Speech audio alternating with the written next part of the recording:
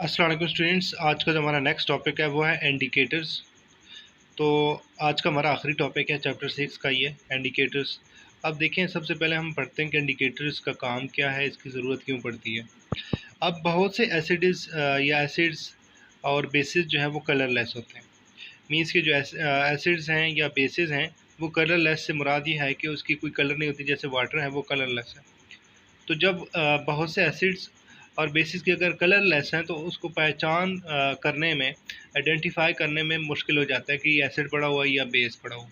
क्योंकि अगर आपको कलर याद है, सपोज करें आपको कलर याद है कि एसिड का रेड कलर है, तो आप पहचान लेंगे। जैसे ही आपको नज़र आएगा आप कहेंगे ये रेड रेड नज़र है, तो डेफिनेटली इसका रेड कलर है, तो ये एसिड है।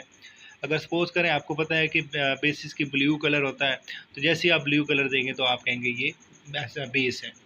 तो अब कलर तो है ही नहीं, कलरलेस हैं, एसिड भी कलरलेस हैं, बेसिस भी कलरलेस हैं।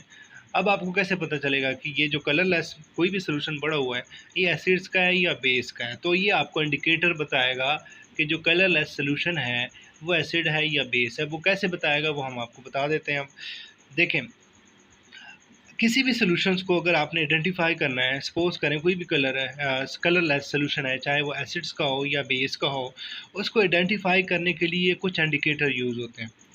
दो तीन किस्म के डिफरेंट इंडिकेटर यूज़ होते हैं जो डिफरेंट कलर देते हैं, और उस कलर से फिर पता चलता है कि ये एसिड्स का एसिड है या बेस है। जैसे टेबल 6.6 में दिया हुआ है, इंडिकेटर्स और उनका कलर जो है वो डिफरेंट होता है। मतलब एक इंडिकेटर है, वो जब एसिड में डालेंगे तो उसका कोई और सोल्यूशन होगा, कोई और कलर होगा।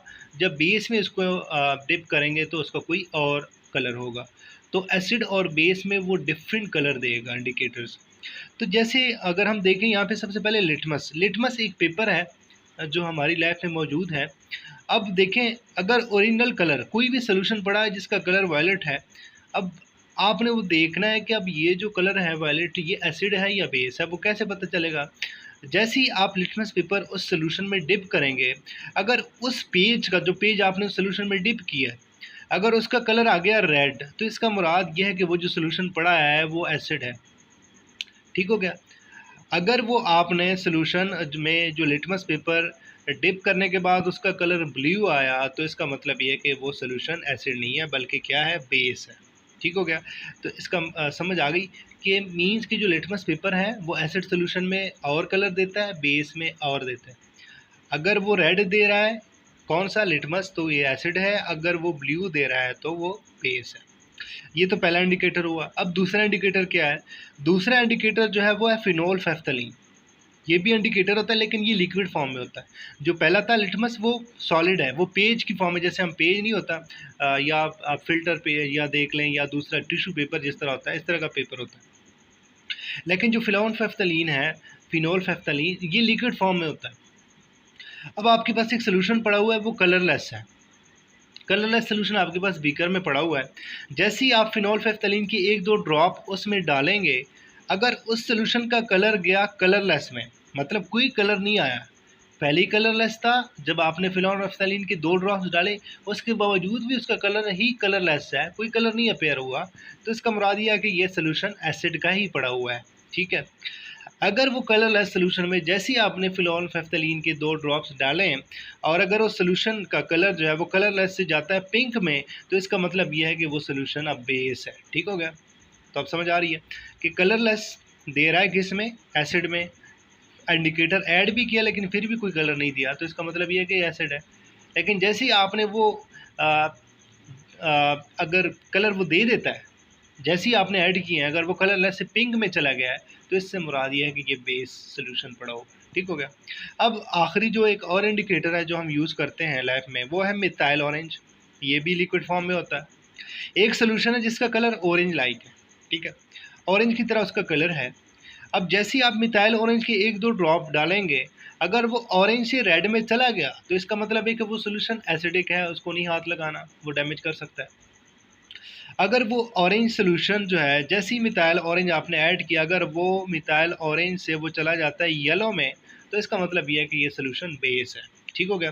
तो जैसे ही मैंने आप लोगों को ये तीन इंडिकेटर के डिफरेंट यूजेस देखे, डिफरेंट कलर दे रहे हैं, एसिड में कोई कलर दे रहा है, कोई नहीं दे रहा, और बेस में कोई और कलर दे रहा है, तो इससे आपको पता चलेगा कि जिसका कोई कलर नहीं है, आपको कोई आइडिया नहीं है कि ये एसिड है या बेस है, तो जैसे आप ये इंडिकेटर यूज़ करेंगे, तो जैसे आपके पास कलर आ जाएंगे, तो उस कलर से आपने फिर उस सॉल्यूशन को इंडिकेट करना है कि ये एसिड है या बेस है। तो ये हमारे पास 3 इंडिकेटर जो है हम लैब में यूज़ करते हैं। पहला लिटमस है, जो कि फ़िल्टर पेपर की तरह होता है। जैसे ही हम सॉल्यूशन में डिप करते हैं तो वो डिफरेंट कलर देता है। अगर वो रेड देता है तो वो एसिड होगा, अगर वो ब्लू देता है तो बेस है। इसी तरह फिनोल्फिनाइल अगर हम एसिड में एक्सपोज करें, एक सॉल्यूशन है जिसका कलरलेस है, जैसे पानी है, उसका कोई सॉल्यूशन नहीं है, जैसे ही हम फिनोल्फिनाइल ऐड करेंगे, अगर उसका सॉल्यूशन का कलरलेस ही रहा, कोई चेंज नहीं आई, तो इसका मतलब है कि वो सॉल्यूशन एसिड है। लेकिन जैसे ही हम फिनोल्फिनाइल ऐड करेंगे, अगर उसका कलर पिंक आया, तो इसका मतलब है कि ये सॉल्यूशन बेस है। ठीक हो गया। इसी तरह लास्ट का मैंने मिथाइल ऑरेंज को बताया कि ये भी लिक्विड फॉर्म में होता है। जैसे ही आप ऑरेंज, अगर आपके पास सॉल्यूशन एक ऑरेंज कलर का पड़ा हुआ है, जैसे ही आप मिथाइल ऑरेंज के 1-2 ड्रॉप डाल लेते हैं उस सॉल्यूशन के अंदर, उसके बाद अगर उस वो कलर उस सॉल्यूशन का ऑरेंज से रेड में चला गया, तो इसका मतलब ये है कि वो सॉल्यूशन एसिड है। अगर वो ऑरेंज से उसका कलर येलो में चला जाता है, तो इसका मतलब है कि वो सॉल्यूशन हमारे पास बेस है। तो बेसिकली इंडिकेटर का काम यही होता है कि एसिड और बेस को आइडेंटिफाई करना। आपके पास 2 चीज़ें पड़ी हुई हैं बीकर में, लेकिन आपको कोई आइडिया नहीं है कि ये एसिड है या बेस है। देन हम इंडिकेटर का जो है वो सहारा लेते हैं, और वो हमें बताता है कि ये जो बीकर में सॉल्यूशन पड़ा है ये एसिड है, और ये वाला सॉल्यूशन जो हमारे पास बेस है। तो इसी तरह हमारा जो चैप्टर 6 है वो कंप्लीट हो जाता है। Thank you so much.